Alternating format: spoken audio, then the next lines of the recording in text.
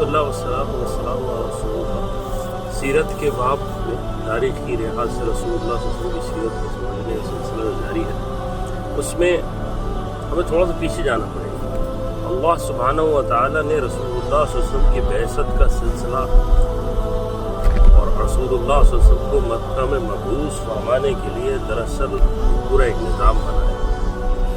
سیدنا ابراہیم علیہ السلام کی سیدنا اسماعیل علیہ السلام کا پیدا ہونا اور اسحاق علیہ السلام کا پیدا ہونا، اور اللہ تعالیٰ نے قرآن میں جب اسماعیل پیدا ہوئے تو کہا فبشرناہم بغلام حلیم، اور جب اسحاق پیدا ہوئے تو علیم ہونے کی بشارت دی۔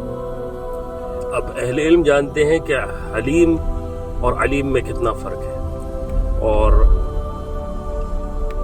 حلم جو ہے وہ ہمیشہ علم کو ساتھ رکھتا ہے۔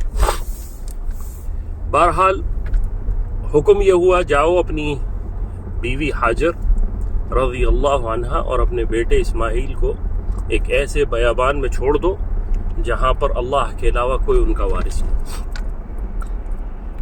حکم کی تعمیل کی گئی۔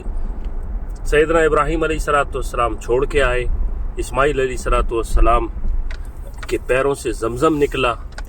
اس بیابان کے اندر یمن کا علاقہ جو تھا وہاں پر جو ہے وہ قحط پڑا۔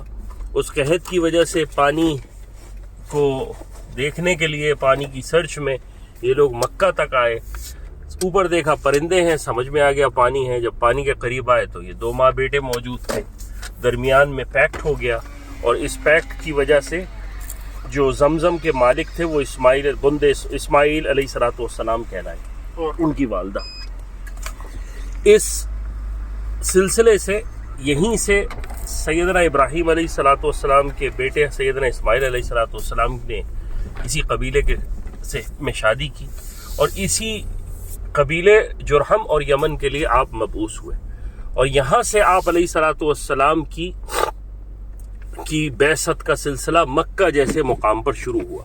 کیوں مکہ میں شروع کیا گیا؟ وہ اس وجہ سے شروع کیا گیا کہ یہ علاقہ بالکل بیابان تھا، اور اللہ سبحانہ و تعالیٰ ایک رسول اللہ صلی اللہ علیہ وسلم کی بعثت ایک ایسی جگہ کرنا چاہتے تھے جو دنیا میں سب سے زیادہ ممتاز ہو، سب سے زیادہ الگ ہو۔ یہ سلسلہ آگے بھی جاری رہے گا، ساتھ رہیے۔ السلام علیکم۔